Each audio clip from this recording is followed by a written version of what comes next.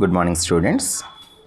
ఈరోజు ఈ వీడియోలో intermediate first year English new సిలబస్లో ఉన్నటువంటి first poem the lamb and the tiger అనే కాన్సెప్ట్ గురించి మాట్లాడుకుందాం. So the title was the lamb and the tiger, written by William Blake. So ఈ పోయంలో రైటర్ విలియం బ్లేక్ చెప్పాలనుకుంటున్న విషయం ఏంటంటే, భగవంతుడి చేత క్రియేట్ చేయబడినటువంటి ఈ నేచర్లో మంచి చెడు రెండూ కూడా మిళితమై అంటే కో ఎగ్జిస్ట్ అయి ఉంటాయి. సో ఏర్పడినటువంటి ఈ సృష్టిలో మంచి ఉంటుంది, చెడు ఉంటుంది. రెండు కలయిక ఉన్నప్పుడు మాత్రమే సృష్టి అనేది జరగడం అనేది జరుగుతుంది అన్న విషయాన్ని the lamb and the tiger రూపంలో మనకు చూపించడం జరిగింది. ఇందులో ద ల్యామ్ చూడండి, భగవంతుడు సృష్టిని సృష్టించినప్పుడు అంటే ఈ ప్రకృతిని సృష్టించినప్పుడు ల్యామ్ అంటే గొర్రెపిల్ల. సో గొర్రెపిల్లకు ఉన్నటువంటి క్వాలిటీస్ ఏంటి?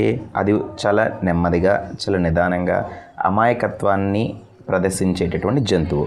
అలాగే టైగర్, సో ల్యామ్ లాంటి మృదువైన లేకపోతే అమాయకమైనటువంటి జంతువులను సృష్టించిన ఆ భగవంతుడే టైగర్ లాంటి క్రూరమైనటువంటి జంతువులను కూడా సృష్టించి ఈ నేచర్ని బ్యాలెన్స్ చేయడం జరిగింది అన్న విషయాన్ని ఈ పోయం ద్వారా మనం నేర్చుకుంటుంటాం.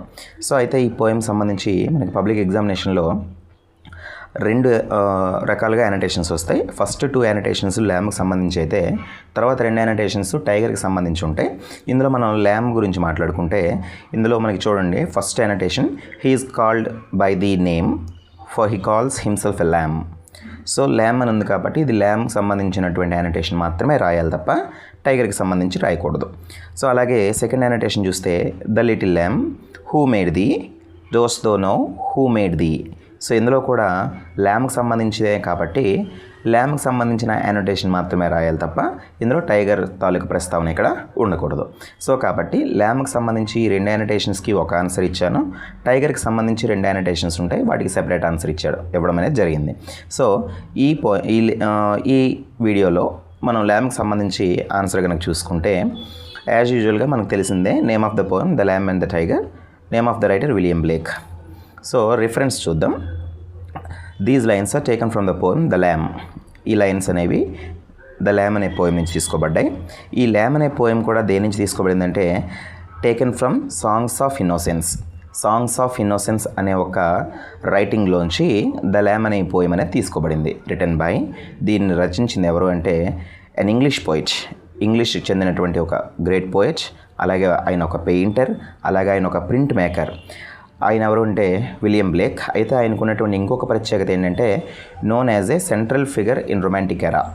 సో రొమాంటిక్ ఎరా అంటే ఒక రొమాంటిక్ పీరియడ్ అంటే ప్రకృతి నేచర్తో పాటు నేచర్ యొక్క అందాల గురించి రైటింగ్స్లో ఎక్కువగా రాసినటువంటి పీరియడ్ని రొమాంటిక్ ఎరా అంటాం. రొమాంటిక్ ఎరాలో ఉన్నటువంటి సెంట్రల్ ఫిగర్ అంటే ఫేమస్ రైటర్ విలియం బ్లేక్ గారి చేత ఈ పోయం అనేది రచించబడింది.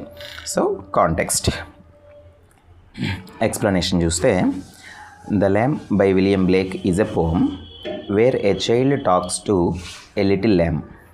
సో ఈ ల్యామ్ అనే పోయంలో ఒక చిన్న పిల్లాడు ఒక గొర్రె పిల్లతో మాట్లాడుతున్నాడు అనేటట్టుగా ఇమాజిన్ చేస్తూ రైటర్ రాయడం జరిగింది.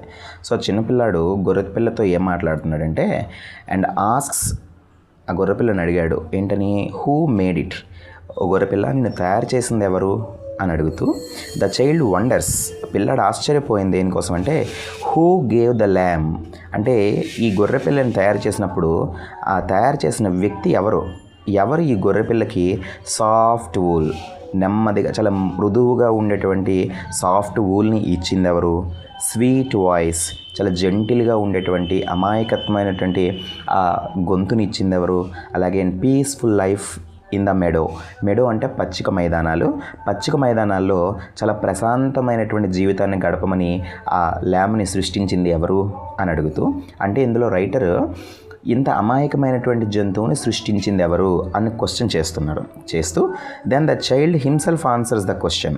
ఆ పిల్లాడే తనకు తాను ఆన్సర్ ఏం చెప్పుకున్నాడంటే, he says that God created the lamb. So భగవంతుడు ఈ గొర్రె పిల్లని తయారు చేశాడు. So the poem connects the lamb to Jesus. అంటే రైటర్ ఏం చెప్తున్నాడు, ఈ ల్యామ్ గొర్రెపిల్లని దేంతో పోలుస్తున్నాడంటే జీసస్, లార్డ్ జీసస్తో పోల్చాడు. ఎందుకు, ఎవరా lord Jesus? Who is also called the ల్యామ్ of God. ల్యామ్ of God అని పిలువబడుతున్నటువంటి ఆ జీసస్నే ఈ ల్యామ్గా కూడా చూపించడం జరిగింది. సో ఎందుకు, because he was kind and gentle. So ఆ లార్డ్ జీసస్ ఎలాంటి వ్యక్తి అంటే, ఎలాంటి భగవంతుడు అంటే, ఆయన చాలా కైండ్, దయ, జాలి, కరుణ, అమాయకత్వమైనటువంటి లక్షణాలు కలిగి ఉన్నటువంటి వ్యక్తిగా ఇక్కడ మనకు చెప్పడం జరిగింది. So the poem celebrates innocence.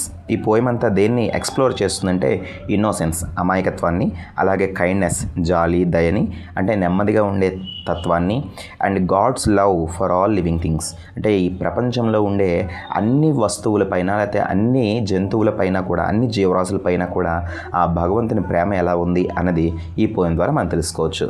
In the end, ఈ పోయం చివరిలో ద చైల్డ్ బ్లెసెస్ ద ల్యామ్. ఆ పిల్లాడు గొర్రెపిల్లని దీవిస్తాడు. ఏమని? Sowing love and care for nature. అంటే ఈ నేచర్ ఎంత గొప్పది, సో నేచర్ని తయారు చేసినటువంటి భగవంతుడు ఇంకా ఎంత గొప్ప వ్యక్తి. ఆ భగవంతుడు నేచర్ని సృష్టించినప్పుడు ఇంత అమాయకమైనటువంటి, అంటే ఈ గొర్రెపిల్ల లాంటి అమాయకమైనటువంటి జీవరాశులను సృష్టించాడు. సో సృష్టించిన ఆ వ్యక్తి కూడా, అంటే ఆ భగవంతుడు కూడా ఎంత గొప్పవాడో అన్న విషయాన్ని ఈ పోయం ద్వారా మనం తెలుసుకోవచ్చు. లాస్ట్లో కామెంట్ చూస్తే, this poem celebrates innocence. Poem అంతా కూడా దేన్ని ఎక్స్ప్లోర్ చేస్తుందంటే ఇన్నోసెన్స్, అమాయకత్వాన్ని, అలాగే ఫెయిత్, విశ్వాసము, అండ్ డివైన్ క్రియేషన్, అద్భుతమైనటువంటి సృష్టి. ఏంటి అద్భుతమైన సృష్టి? Reflecting Blake's vision of God's gentle presence in both nature and childhood. అంటే ఈ బ్లేక్ గారి తాలూకా రిఫ్లెక్ట్, అంటే ఆయన మనస్తత్వం, ఆయన ఏమనుకుంటున్నాడంటే భగవంతుడు తాలూకా ప్రెజెన్స్ అంటే ఆయన ఉండడం, భగవంతుడు ఎక్కడెక్కడ ఉంటున్నాడు అన్నాడు, in both nature and childhood. So ప్రకృతిలో అలాగే చిన్న పిల్లలలో కూడా భగవంతుని మనం చూడొచ్చు అన్న విషయాన్ని ఈ పోయం ద్వారా మనకి విలియం బ్లేక్ గారు చెప్పడం జరిగింది. సో ఈ ఎక్స్ప్లెనేషన్ అంతా కూడా ల్యామ్కి సంబంధించింది మాత్రమే ఉంది కాబట్టి మీకు ల్యామ్కి సంబంధించినటువంటి అనోటేషన్ ఇచ్చినప్పుడు దీని ఆన్సర్ అనేది మీరు రాసుకుంటూ ఉంటారు. Okay, thank you. నెక్స్ట్ వీడియోలో టైగర్ గురించి మాట్లాడుకుందాం. Thank you.